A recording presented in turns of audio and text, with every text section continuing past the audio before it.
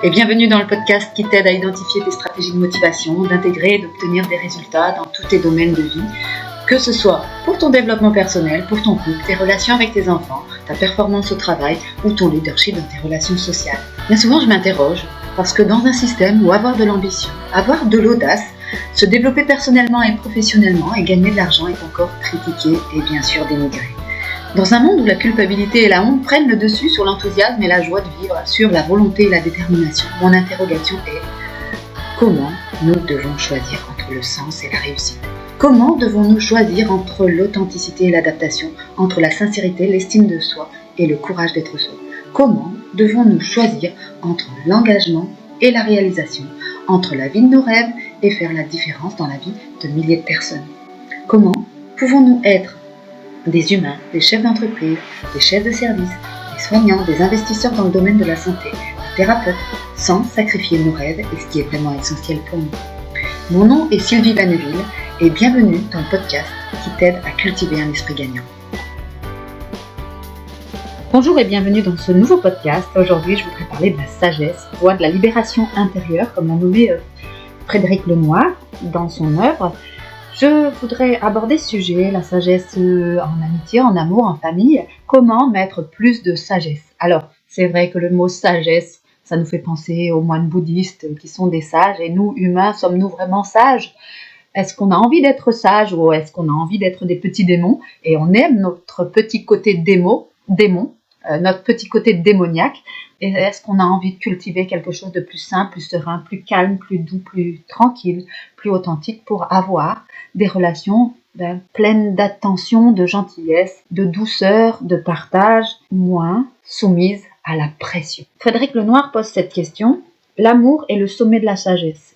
Mais comment aimer de manière juste ? Comment concilier l'amour, désir qui suscite la passion, avec l'amour universel désintéressé ? Peut-on apprendre à aimer mieux ? Voilà le contexte. Peut-on apprendre à aimer mieux ? L'amour est un sentiment tellement divers et complexe qu'il est en effet très difficile de discerner ce qui se passe en nous et quelles sont nos motivations, nos attentes lorsque nous aimons. L'amour est d'ailleurs pas une émotion, mais un ressenti au niveau du mental qui va mélanger beaucoup de sentiments. C'est très complexe de définir l'amour et chaque personne a sa définition personnelle de ce qu'est l'amour. Quand on parle d'amour à son enfant ou à sa fille ou à son garçon par exemple, moi quand je dis je t'aime à mes enfants, je dis j'ai envie que tu sois heureux, j'ai envie que tu prennes soin de toi, j'ai envie que tu te réalises, j'ai envie que tu sois épanoui dans ta vie, j'ai envie que tu crées des relations saines avec les gens autour de toi, j'ai envie que tu ne sois pas obligé d'affronter trop de difficultés, j'ai envie que la vie soit douce avec toi, j'ai envie que tu sois bien,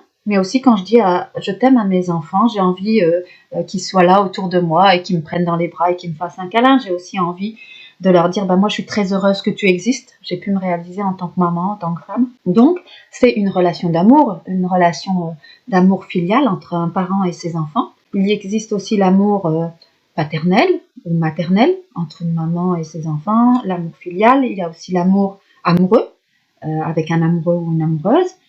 Et tout ça, quand on dit je t'aime, parfois on dit je t'aime à ses parents, parfois on dit je t'aime à un projet, parfois on dit je t'adore ou je t'aime à un livre ou etc. ou j'aime, on dit j'aime avec plein de choses. J'aime la glace au pistache, j'aime la tarte citron meringuée. Et en même temps, j'aime l'humain, j'aime les personnes, j'aime mes enfants. Mais pourtant, c'est très complexe. Cette complexité aussi dans la relation amoureuse face à une autre personne. La notion de sagesse en amour est pas bien ressentie de chaque côté des individus, de chaque partie des individus, parce qu'elle n'a pas la même définition. Frédéric Lenoir détermine qu'il est toujours important d'apprendre à nous connaître, à discerner nos véritables motivations quand nous rentrons en relation. On a le droit de vivre une passion amoureuse, bien évidemment, mais autant être lucide sur le fait qu'on perd alors toute lucidité, et en tout cas toute objectivité. Et nous projetons le plus souvent sur l'autre nos manques, nos attentes et nos besoins. C'est vraiment les trois mots qui puissent percuter dans cet échange, c'est quels sont nos manques, nos attentes et nos besoins. En amour, on se demande cette chose-là, quels sont nos manques, nos attentes et nos besoins. J'ai sélectionné une petite liste parmi les sentiments. On a 1054 sentiments qui ont été répartis en 11 catégories. Et je vais vous donner quelques sentiments qui font partie de nos manques, nos attentes et nos besoins. On a envie d'être avec quelqu'un d'aimant, on a envie d'être aimé, on a envie d'être apaisé, on a envie d'être calme, chéri, comblé, on a envie d'être compris ou comprise, on a envie de se sentir concerné par la relation. On a envie d'être conciliant, connecté, considéré, consolé. On a aussi envie d'être d'humeur insouciante, dans la plénitude, décontractée, décrispée, bien sûr, détendue, disponible à l'autre pour l'écouter, etc. Alors que parfois on en a plein la tête et on est submergé. On a envie d'être empli de bienveillance, bien évidemment, en communion, en confiance, en connivence, en harmonie avec l'autre. On a envie d'être en paix, encouragé, épanoui. On a envie d'être estimé et éveillé, bien sûr. Gonflé à bloc, bien sûr, quand vous rentrez en relation avec quelqu'un, que ce soit un ami, un amour, on a envie d'être gonflé à bloc. On a envie d'être impliqué et qu'on nous laisse nous impliquer. On a envie aussi d'être insouciant, inspiré, léger, libéré. On a envie d'être lumineux et lumineuse.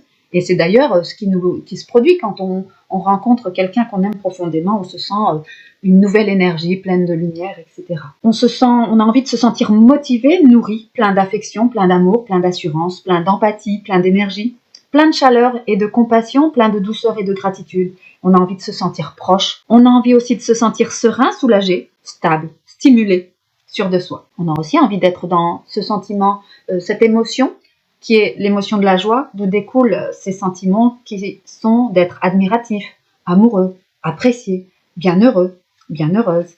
On a envie que ce soit agréable, on a envie d'être d'humeur câline, d'humeur pétillante, d'humeur rêveuse, d'humeur rieuse. On a envie forcément d'être de bonne humeur, vous et moi, vous savez à quel point j'adore la bonne humeur et que je partage souvent de cultiver souvent cette bonne humeur. Même si, soyons honnêtes, je ne suis pas tout le temps de bonne humeur. Nous ne sommes pas tout le temps de bonne humeur. Nous sommes des fois aussi frustrés, agacés, saoulés, démotivés. Ça arrive, bien sûr, c'est ok. On n'est pas 100% tout le temps de bonne humeur. Il y a des choses qui viennent nous frustrer, nous confronter à nous. C'est ok.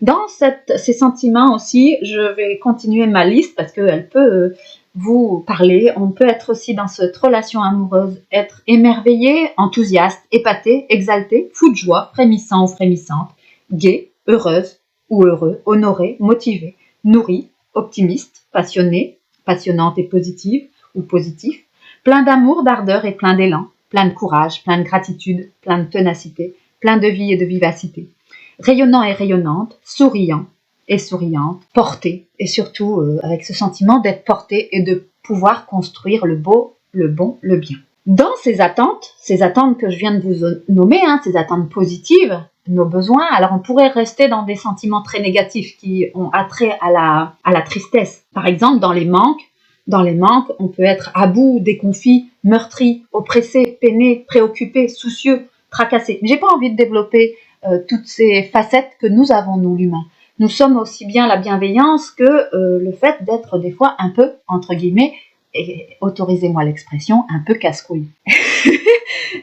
Ça me fait rire cette expression, parce que je sais pas si y a la même chose en traduction féminine, mais parfois nous les femmes on est un peu casse-bonbon, ils disent, c'est vrai, et c'est ok, ça fait aussi partie de nous. Je vais parler de Spinoza qui a parfaitement analysé ses manques, ses besoins, ses attentes, et cette lucidité perdue quand on est dans le sentiment amoureux. Spinoza va définir fort justement l'amour comme une joie liée à une cause extérieure. C'est quelque chose d'extérieur qui nous met dans la joie. C'est très très précis. La joie ne vient pas de la cause de la personne qu'on aime, par exemple, mais de l'idée qu'on en a. Je répète parce que cette notion, elle m'a traversée, je l'ai travaillée, j'ai vraiment posé là-dessus et c'est important de se poser, nous tous là-dessus. C'est que la joie ne vient pas de la cause de la personne qu'on aime, mais de l'idée qu'on en a. On a une idée de la personne qui est en face de nous, on a cette idée, on l'idéalise, on trouve que c'est top niveau, alors que c'est pas ça qui va nous provoquer la joie.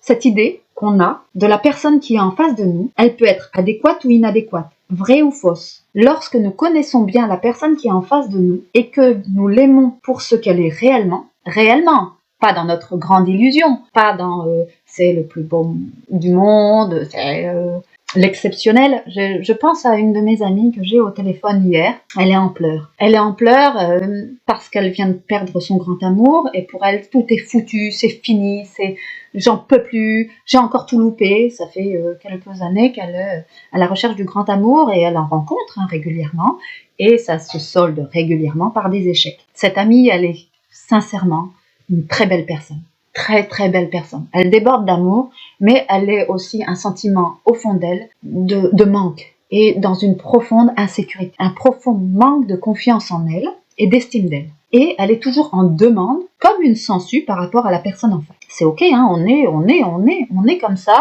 et l'important c'est de travailler dessus. À nouveau, elle est désespérée. Elle dit j'en peux plus, j'ai envie de mourir, je n'en peux plus. Encore un échec, j'ai perdu le plus grand amour de ma vie. C'est foutu Sylvie, c'est foutu, j'en ai ras-le-bol, je n'en peux plus. Je la confronte, hein. Nous les coachs, on est appris à confronter, à dire les choses clairement, même si c'est mon amie. Si c'est une amie encore plus, je vais la confronter, je vais lui dire, et je vais m'autoriser à lui dire, parce que je vais pas lui dire, oh ma pauvre petite, c'est vrai, un perdu 10 de retrouver. Je vais pas lui dire ça.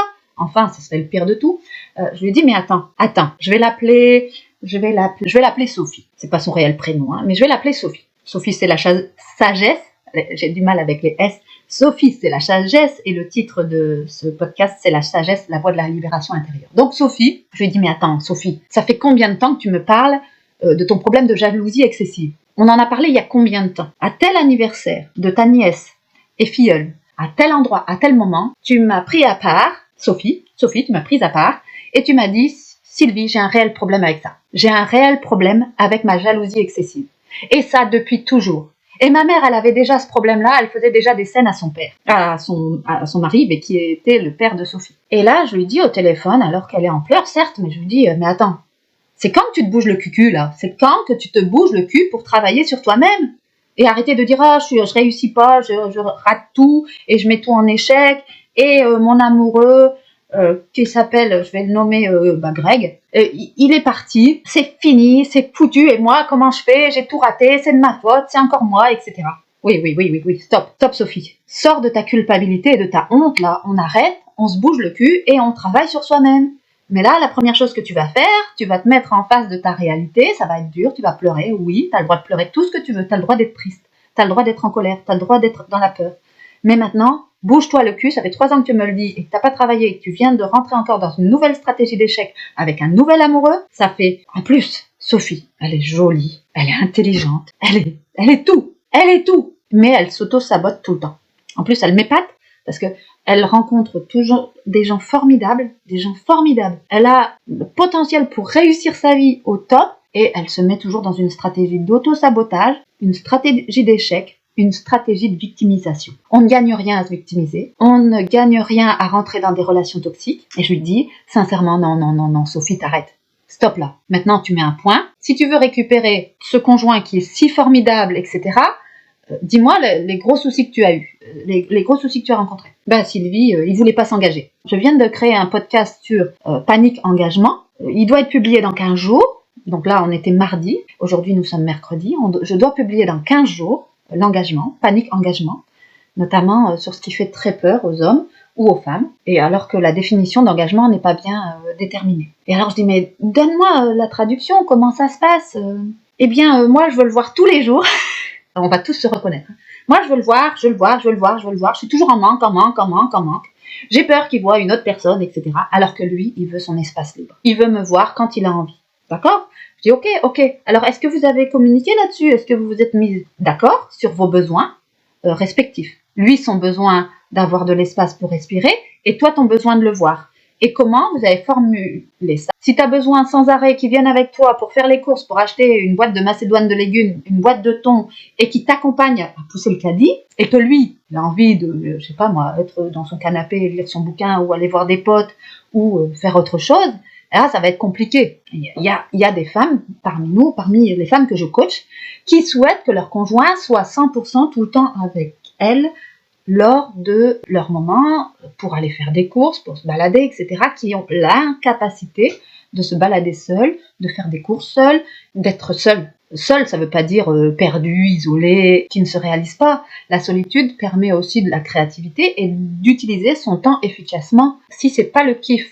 de votre conjoint de venir choisir la boîte de thon de Macédoine et les œufs durs, enfin les œufs, vous allez les cuire après pour qu'ils soient durs, ben laissez-le en paix avec ça. Il a le droit de faire autre chose. Arrêtez de vouloir et de l'imposer à l'autre. Parce que ça, c'est pas constructif, c'est pas dans une sagesse, c'est de vouloir mettre sous emprise et manipuler l'autre. Alors, mon amie Sophie, elle me touche, parce que elle pleure, elle dit j'ai envie de mourir. Mais bien sûr, quand on est au plus profond de la tristesse, on a tous envie de mourir, en finir, on en a ras-le-bol. On trouve tous que nos enfants sont pas assez présents, on trouve tous qu'on a tout raté, on trouve tous, mais on s'auto-sabote et en plus on se dénigre profondément. Bien sûr, mon amie Sophie, là, rentre pas là-dedans, ne rentre pas dans de la violence psychologique. Tu vis un moment de tristesse, ok. Tu ne vas pas bien, ok. Tu as perdu l'amour de ta vie, tu peux pas aller bien. Accepte d'être dans la tristesse, mais accepte de te remettre en question et de travailler sur toi-même et te dire plus jamais, j'échoue comme ça. Plus jamais je me prends le mur comme ça. Et quoi qu'il arrive, je travaille sur moi. Alors peut-être je vais récupérer Greg, peut-être je vais pas le récupérer, ça j'en sais rien. Et je peux pas affirmer, même en tant que coach, qu'elle le récupérera. Mais elle ne récupérera pas un grand amour en étant dans une victimisation, en jouant dans des relations toxiques. Les deux conjoints jouent dans des relations toxiques quand c'est comme ça. Il y a celui qui joue la victime et celui qui accepte d'y entrer, qui joue un peu le sauveur. Certes, c'est ok, ça fait partie de la vie. Et on fait tous ces erreurs. Moi-même, je rentre dans des relations toxiques, après je galère pour en sortir. Il faut ramer 2 fois plus fort, c'est encore 2 fois plus douloureux quand on s'en rend compte, mais on en sort. Alors, je reviens à ce que nous dit Spinoza. La joie ne vient pas de la cause des personnes qu'on aime, mais de l'idée qu'on en a. Par exemple, notre idée que j'ai de la personne en face, elle peut être adéquate ou inadéquate, elle peut être vraie ou fausse. Lorsque nous connaissons bien la personne, nous l'aimons pour ce qu'elle est réellement, avec ses facettes d'ombre et ses facettes de lumière. L'autre personne en face aussi a une facette d'ombre qui s'appelle la jalousie. La jalousie, on l'a à partir de nos 5 mois à la naissance, enfin 5 mois quand on est bébé, et on a une petite part de jalousie, ça fait partie de nos facettes. Mais aussi, on a une facette qui s'appelle l'altruisme et la compréhension de l'autre, etc. On a une facette addiction, on a une facette liberté, on a une facette préoccupée et on a une facette sereine, on a une facette tracassée et on a une facette qui est détendue. On a une facette de nous qui est une personne troublée, tourmentée. Oui, parfois on est troublé, tourmenté, c'est des fois mes facettes de moi que je montre au monde. Parfois, on a le cafard et c'est aussi une de mes facettes. Mais parfois, je peux être d'humeur bienveillante, joyeuse, rieuse et pas du tout cafardeuse. Nous sommes tout ça. Nous sommes des boules à facettes, comme Laurent Marchand le dit, nous sommes des boules à facettes. Et c'est en échangeant avec Laurent Marchand sur la notion d'addiction à l'alcool. Je lui transmets une question quand je le rencontre et je lui dis mais Laurent, comment on fait pour dépasser cette problématique d'addiction chez quelqu'un? Quand on voit quelqu'un qui est dans l'addiction, on voit que ça. Il dit Sylvie, chaque personne est une boule à facettes. Si tu ne vois la facette que par alcoolisme, si tu ne vois la personne que sous sa facette alcoolique, tu ne verras plus rien d'autre. Tu ne verras pas les bonnes facettes qu'il a. Parce qu'à côté de ça, il peut être courageux, ambitieux, persévérant, travailleur, avec des très belles facettes, investi, impliqué, authentique. Et si tu ne regardes que sa facette alcoolique, tu te diras, tac, je le place là, et tu ne le vois que d'une seule facette. Mais l'humain n'est jamais une seule facette. Ça serait être comme les chevaux, vivre avec des œillères. Beaucoup d'hommes, de femmes, vivent avec des œillères et ne voient une personne en face qu'avec leur filtre perceptuel et leurs œillères. Et on se fixe sur le défaut de l'autre en face. Je pourrais voir mon amie, Sophie, comme simplement avec la seule facette, la jalouse. Sauf que mon amie, elle est bien plus que ça, vous l'entendez bien. Mon amie, elle est une très bonne professeure, elle s'investit beaucoup dans son travail, elle est profondément courageuse, bienveillante, aimante pour sa fille et pour les gens qui l'entourent. Elle a plein d'énormes qualités. Mais si on se fixe simplement sur la facette jalousie, c'est sûr qu'on ne voit plus que ça. Si nous aimons la personne en face de nous réellement pour ce qu'elle est, la joie qui en découle est une joie active, profonde et durable. Alors ça, c'est très important. Je le marque en rouge, en grand, en gras. Je ne sais pas, prenez des notes et marquez-le au-dessus de sur votre frigo ou n'importe où.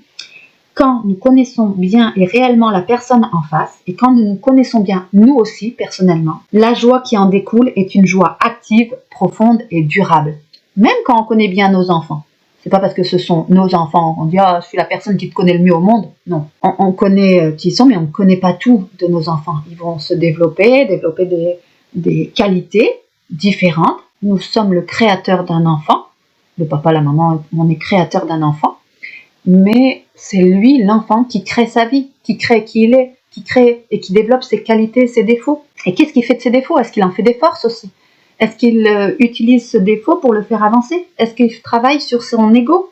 Donc, la joie, quand on connaît la personne en face et qu'on est prêt à accepter toutes ses facettes, toutes les facettes, aussi difficiles qu'elles soient, parfois, on a des personnes en face de soi profondément égoïstes. Allez, rapiaradines, profondément piquantes, oui.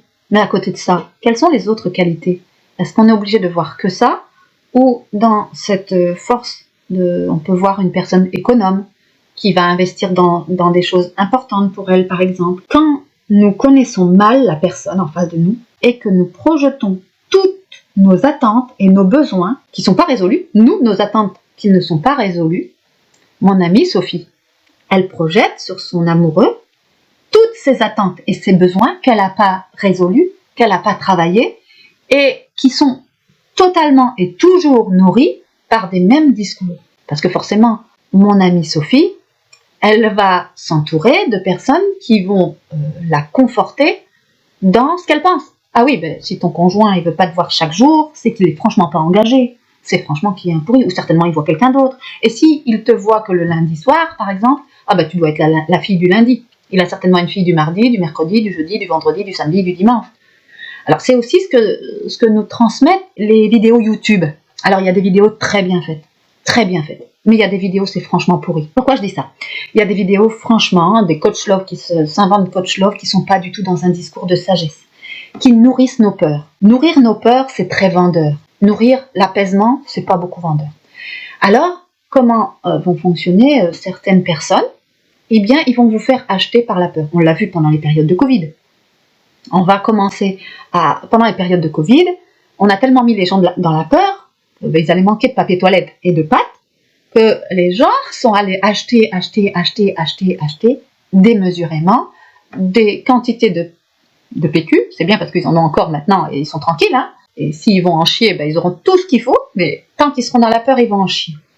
C'est cru ce que je dis, mais tant qu'on est dans la peur, on en chie. Et on va en chier pour toute sa vie. Si vous gardez l'énergie de la peur, vous allez en chier, mais vraiment en chier. Hein. Allez acheter du PQ, allez faire un plein de PQ, ce sera très très utile. Alors je le dis avec humour, pour que l'on puisse tous s'en rappeler, tant qu'on cultive de la peur de perdre l'autre, la peur qui nous trompe, la peur et qu'on n'est pas dans la sagesse, on en chie, on passe sa vie à en chier. Tant que nous projetons nos attentes, nos besoins qui ne sont pas résolus, on va être certes dans une passion amoureuse au début, qui va s'éteindre, mais cette joie, elle va être passive, intense, mais précaire. Voilà. Il y a deux côtés de cette joie liée à l'amour, pour la sagesse. C'est la joie active, profonde et durable d'un côté. Donc, est-ce qu'on choisit ce chemin-là en se connaissant et en connaissant l'autre? Ou est-ce qu'on choisit un deuxième chemin? Et c'est OK. Chacun construit sa vie comme il veut. Chacun a le droit de prendre le chemin qu'il veut. Est-ce qu'on choisit une joie passive, intense, mais précaire? C'est un choix. Cette trilogie des deux côtés ne sont pas dissociables. Donc c'est soit la joie active, profonde et durable, soit la joie passive, intense mais précaire. Je comprends totalement qu'on choisisse l'intensité. Je comprends totalement qu'on ait envie d'être passif et qu'on n'a pas envie de travailler sur soi. C'est OK, moi c'est tout à fait parfait pour moi. C'est totalement parfait. Moi longtemps j'ai pas travaillé sur moi. Hein. Et encore là maintenant je travaille à chaque fois, à chaque épreuve, à chaque mur que je rencontre, je travaille sur moi pour pouvoir comprendre. Mais je suis entrée dans un mode actif. Et chaque personne que je coach est rentrée dans un mode actif. Chaque personne qui travaille avec un coach, un psychologue, un psychiatre ou avec toute personne de l'accompagnement est entrée dans un mode actif. Spinoza transmet aussi que tôt ou tard, notre amour, si on passe dans une joie passive, intense et précaire, tôt ou tard, notre amour se transformera lorsque l'illusion sera levée. Et quand l'illusion cessera, que la personne en face est la meilleure personne pour nous, quand cette illusion cessera, on passera dans la tristesse et même parfois l'amour qu'on a eu deviendra de la haine et passera à la haine. On ne peut bien connaître quelqu'un que si on se connaît soi-même. La connaissance de soi nous permettra de connaître l'autre. Arrêtons de demander à l'autre de changer, l'autre ne change pas. Quand nous nous connaissons bien, nous arrivons à comprendre ce qui nous arrive et à être dans la sagesse. Ça, on va dire, oui, ça c'est ok pour moi. Ça t'appartient, ça ne m'appartient pas. Ta colère t'appartient, elle ne m'appartient pas. Tes peurs t'appartiennent, elles ne m'appartiennent pas. On va être aussi plus détendu, plus sage, plus serein. On reproche aussi à l'autre de nous avoir illusionnés et trahis. Et c'est un vrai caractère destructeur de l'amour. C'est vraiment très destructeur parce qu'on le voit, et Sophie que j'ai au téléphone, je vois qu'elle est détruite. Pourtant, il y a quelques mois, quelques semaines, et si je me souviens encore de son partage et le partage des photos pour les fêtes de Noël, elle était en joie. Elle vivait le plein bonheur et aujourd'hui, elle se retrouve dans un caractère complètement destructeur de l'amour. C'est d'ailleurs pas ça lié à la passion amoureuse, parce que ça, c'est lié aussi dans l'amitié, mais dans la relation avec nos parents et nos enfants. Cette passion qu'on met dans notre amour pour nos enfants, pour nos amis, pour notre amoureux, c'est la même chose. Ça peut être très destructeur. Par contre, on peut fonder d'autres choses quand on sort du manque et de l'emprise. Parce que souvent, on développe la volonté d'avoir une emprise sur l'autre, de le contrôler. On a inconsciemment envie qu'il devienne notre marionnette. Notre marionnette, c'est un peu dur ce que je vais dire, mais on a envie que l'autre, moi j'ai envie, ou quand nous avons envie d'aller faire une balade, on a envie de dire « Ah bah je vais venir avec toi » ou ça te dérange si je viens ?» Alors que c'est pas très très sain quand on est dans l'attente que l'autre se propose, alors qu'il serait bien plus simple dans notre communication de poser une question. Est-ce que ça te dit de venir avec moi? Et l'autre en face, avec qui on va communiquer, pourra répondre oui, non ou pas maintenant. Seulement, nous ne sommes pas toujours prêts à recevoir un non ou un pas maintenant. Parce que ça touche notre blessure de rejet. Et on a tellement mal quand on est rejeté, qu'on a l'impression qu'on n'est pas assez bien, qu'on n'est pas assez au top, ou on ne nous aime pas assez, parce que l'autre personne nous aura dit non. Sauf qu'on a 3 choix à chaque fois dans nos réponses, c'est oui, non, pas maintenant. Et ça, c'est ok. C'est notre blessure de rejet qui est vraiment touchée quand on nous dit non. Hein, et c'est cette blessure, parce que cette blessure, si on ne la travaille pas, on va se sentir sans arrêt rejeté tout le temps, constamment. L'autre en face, on va lui imposer, c'est bien le mot qu'il faut utiliser, on va lui imposer de ne pas nous rejeter, pour nous pas souffrir. Sauf que ça, c'est jouer au marionnettiste. Alors, on sort du manque et de l'emprise pour rentrer dans la bienveillance et le don. Je vais encore parler d'une notion importante. On donne sans compter à l'autre en face. Donc, c'est un don d'amour, oui. Parfois, les personnes, elles me disent, notamment Sophie, elle me dit, mais j'ai investi beaucoup de temps, beaucoup d'amour dans cette relation. Oui, le mot est juste. Tu as investi. Donc, tu as investi, tu veux un retour sur investissement. L'amour n'est pas de l'argent. Quand moi, j'investis dans un bien immo, quand j'investis dans un placement, quand j'investis même dans mon jardin et que je vais mettre un pied de framboise, j'investis dans la terre pour que la terre me donne et elle soit productive, pour que mon pied de framboise, il me donne beaucoup de fruits l'année prochaine ou cette année, pour récolter quelque chose. Je investis et je veux une récolte. En fait, j'investis et je veux un retour sur investissement. Je donne mon amour et je veux un retour sur un investissement. Donc ça s'appelle plus le don. Ça s'appelle plus aimer de façon inconditionnelle, c'est aimer de façon conditionnelle. C'est-à-dire que si je mets mon amour dans une personne et que j'attends qu'il me le rende comme je l'ai donné ou au centuple, etc., je fais un investissement en amour et je veux un retour sur un investissement. Ça sort complètement de l'amour inconditionnel. C'est cette notion de don. Est-ce que vous êtes dans le don ou l'investissement?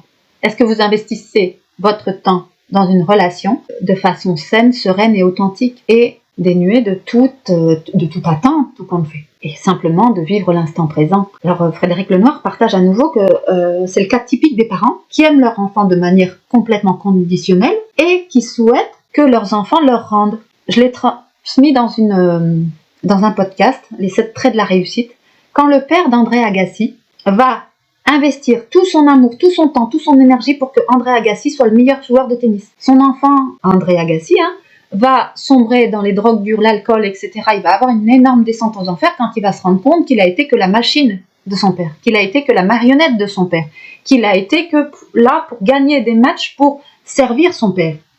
Combien de parents sommes-nous aussi comme ça? Ça, c'est un sentiment de possession et le désir que nos enfants réalisent ce que nous souhaitons, et là où nous n'avons pas réussi. Il y a aussi l'inverse, hein, attention, il y a aussi l'inverse où les enfants veulent absolument nous mettre sous emprise et nous contrôler. Ça existe aussi, hein.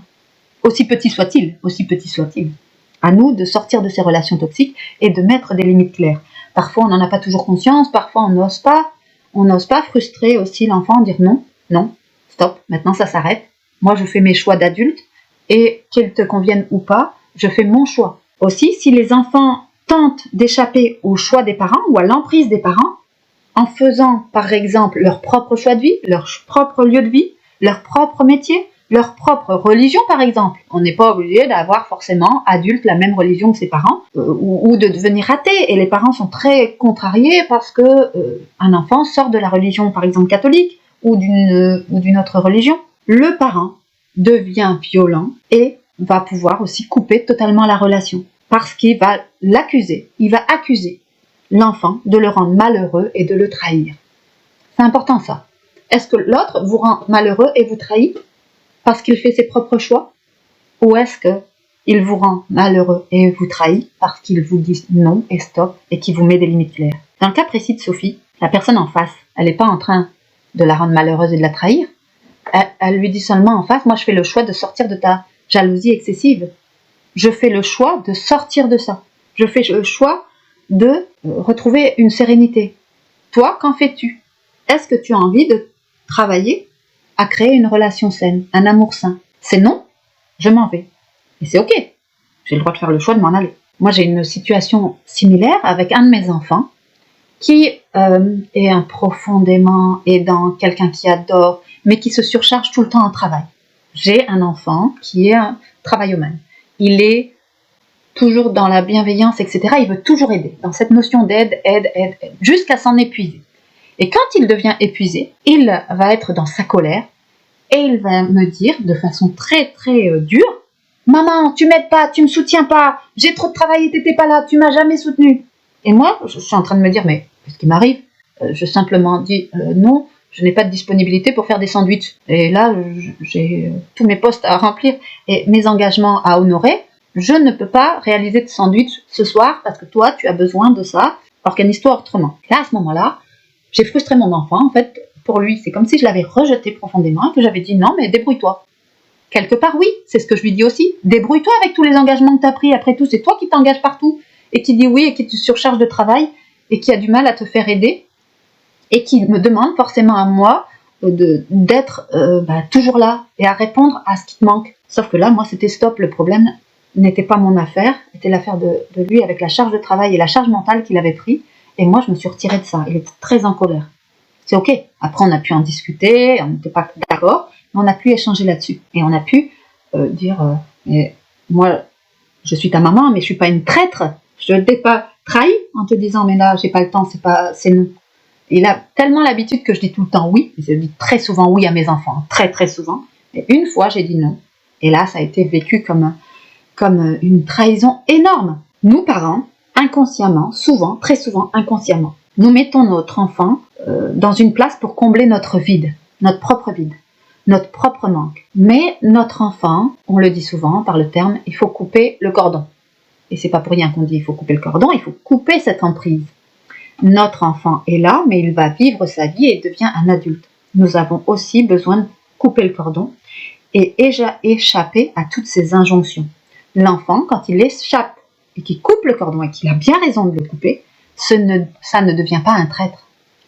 L'enfant de Sophie, qui a sa vie, qui avance, qui évolue, qui crée sa vie, qui a ses occupations, elle n'est pas une traître quand elle dit maman, occupe-toi aussi de toi à créer ta vie.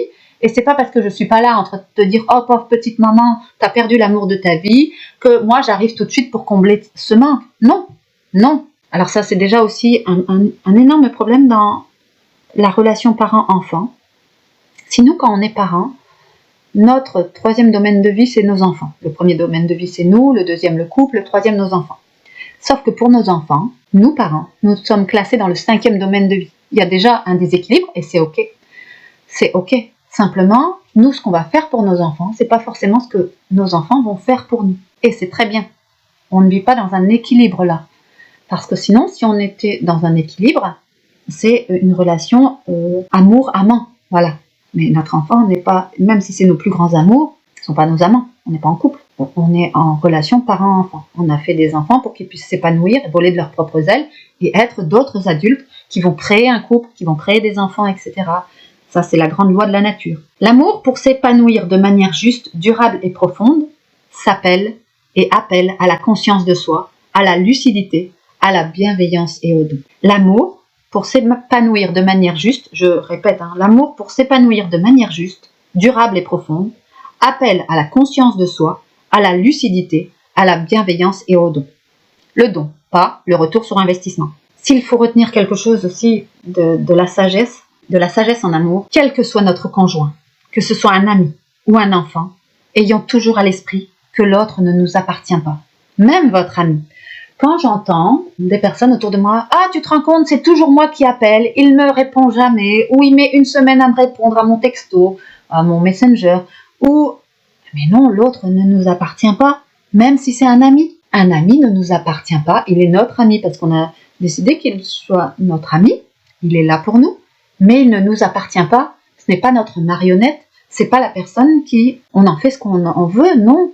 C'est quelqu'un qui est aussi, lui, libre de ses choix, de dire oui, non ou pas maintenant. Aimer, en réalité, c'est vouloir le bonheur de l'autre, et c'est nécessaire dans une relation de couple, ou amicale, ou avec nos enfants. L'autre doit vouloir notre bonheur, et nous devons vouloir son bonheur. Nous sommes forcément heureux du bonheur de nos proches, même si leurs choix sont différents des nôtres. Il est important d'être heureux pour le bonheur de quelqu'un en face de soi, même si son choix, nous, on n'aime pas du tout ce qu'il a choisi, et c'est ok. Le bonheur de certains de mes amis, ça va être de passer du temps avec des bouquins, avec des disques, dans la nature, en solitaire. Et le bonheur de certains autres de mes amis, ça va être d'être avec plein de monde, toujours en interaction sociale. C'est ok.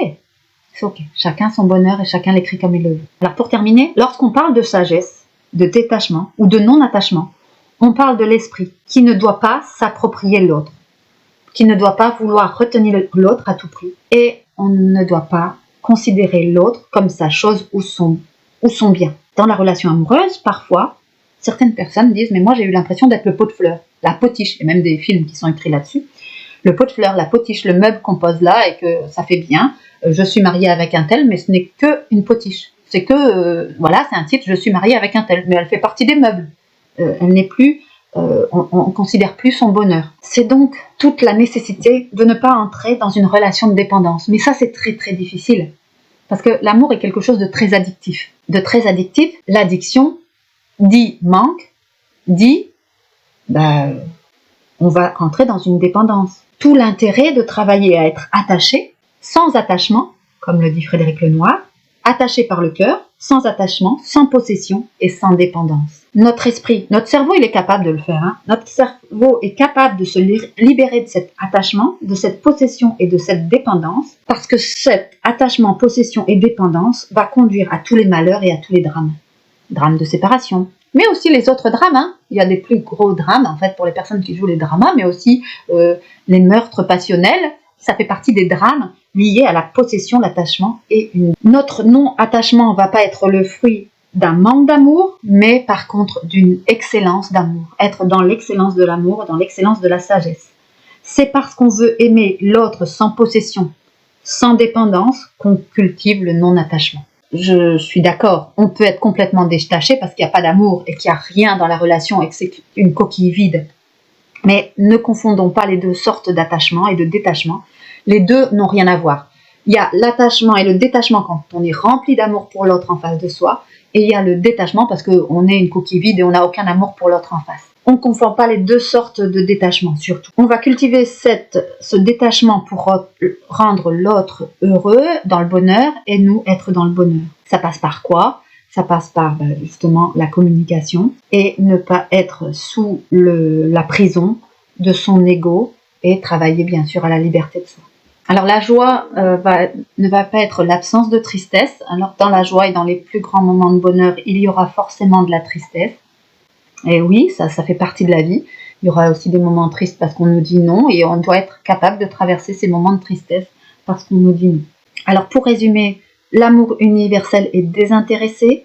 L'amour, c'est pas simplement l'amour amoureux, il y a aussi l'amour pour ses enfants, l'amour pour ses amis, l'amour pour un travail, l'amour pour le lieu de vie, son environnement, etc. Nous avons besoin de cultiver une joie active, profonde et durable. Celle-là, elle se cultive quand nous nous connaissons bien et quand on est prêt à accepter toutes les facettes de la personne en face de nous, les belles et les mauvaises facettes. Ensuite, il y a une autre forme, un autre chemin, c'est la joie qui est passive, intense mais précaire, là où on ne connaît pas bien ses attentes et ses besoins et on va être toujours dans la frustration et on va vouloir que l'autre soit notre marionnette. C'est quelque chose de très très malsain. Les relations amoureuses sont forcément ambiguës et complexes, c'est pour ça qu'il faut détricoter nos schémas et nos pensées intérieures. Tant qu'on est dans le manque et l'emprise, il en découle rien de bon, vous avez compris, mais si on est dans la bienveillance et le don, il va découler des choses très positives, de l'amour qui va permettre de s'épanouir de façon juste, durable et profonde. Tout ceci s'appelle la conscience de soi, la lucidité, bien sûr la bienveillance et le don. On se retrouve très vite les amis et gardez-vous en amour, en bonheur et dans la pleine confiance et la pleine sagesse. Moi je trouve que c'est la voie de la libération intérieure, c'est quelque chose de difficile à travailler, je ne vais pas vous mentir, c'est difficile. Pas insurmontable. Courir un marathon, c'est difficile. Faire une pièce montée pour un pâtissier, c'est quand même difficile. Sinon, on ferait tous des pièces montées. Moi, je fais des pièces démontées. Non, je fais des mousses au chocolat, c'est plus simple. Chacun, on va travailler à la connaissance de soi, bien sûr. Et c'est vraiment en regardant aussi l'autre en face qu'on peut comprendre son fonctionnement parce que parfois, l'autre en face est notre propre miroir. Ce que nous n'aimons pas chez l'autre, et c'est quelque chose que j'ai besoin de travailler. Alors les amis, on se retrouve sur un prochain podcast, la prochaine semaine. Vivez dans la sagesse, la libération intérieure et grandissez avec amour. À très vite, bye bye. Ciao les gagnants. Voilà pour ce podcast de la semaine. Pour chaque mercredi, une nouvelle publication de podcast et c'est un plaisir que je partage avec vous. Pour aller plus loin et pour travailler plus en profondeur, vous avez la possibilité de rejoindre le programme Esprit Gagnant en cliquant sur le lien dans la description, ci-dessous. C'est un programme qui vous aide à avancer pour garder un esprit gagnant malgré l'adversité. Vous allez avoir des lives tous les 15 jours pour avancer sur votre mindset. Mindset, c'est l'état d'esprit. Sur des sujets de la semaine ou de la quinzaine, on va travailler ces différents sujets avec des exercices et on va approfondir toujours plus avec des exercices en PNL, en neurosciences, en thérapie comportementale. En introspection, on va avancer sur vous-même pour vous garder un esprit gagnant et récolter le fruit de vos réussites. Je le rappelle souvent, nous récoltons ce que nous semons. C'est une loi de la nature et certes une loi de l'attraction. À très vite, on se retrouve sur le prochain podcast dans une semaine, mercredi prochain. Bye.